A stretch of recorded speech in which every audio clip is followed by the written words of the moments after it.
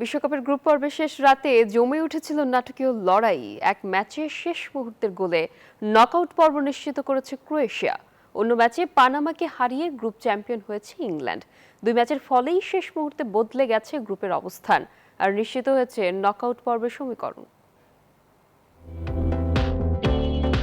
বিশ্বকাপের গ্রুপ পর্বের শেষ রাতে নাটকীয়তার সব রসদই ছিল ক্রোয়েশিয়া ঘানা ম্যাচে। 90 মিনিট জুড়ে বারবার বদলেছে গ্রুপের সমীকরণ, আর প্রতিটি গোলেই নতুন করে জন্ম নিয়েছে উত্তেজনা। ম্যাচের 31 মিনিটে প্রায় 30 গজ দূর থেকে দুর্দান্ত শটে গোল করে ক্রোয়েশিয়াকে এগিয়ে দেন পেতার সুচিচ। সেই গোলেই সাময়িকভাবে গ্রুপের শীর্ষে উঠে যায় ক্রোয়েটরা।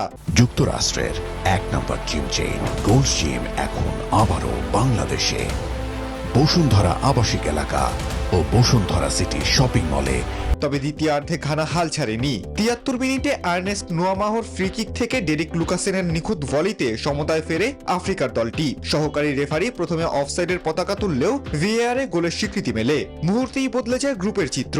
ঘানা উঠে যায় দ্বিতীয় স্থানে আর ক্রোয়েশিয়া নেমে যায় 3-এ। কিন্তু সেই আনন্দ স্থায়ী হয়নি। 83 মিনিটে কর্নার থেকে নিকোলো ভলাসিচের মাপা হেড আবারও এগিয়ে দেয় ক্রোয়েশিয়াকে।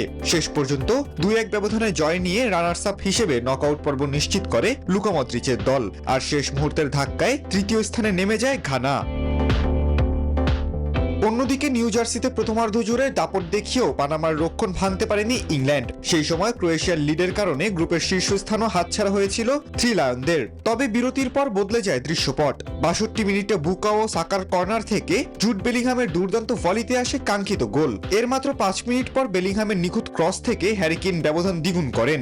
এই গোলেই গ্যারি লিনেকারকে ছাড়িয়ে বিশ্বকাপে ইংল্যান্ডের ইতিহাসে সর্বোচ্চ গোলদাতা হন কেইন। তার গোল সংখ্যা দাঁড়ায় 11। 2-0 ব্যবধানে জয় নিয়ে গ্রুপ চ্যাম্পিয়ন হিসেবেই শেষ 32-এ জায়গা নিশ্চিত করেছে থমাস টুকেলের দল।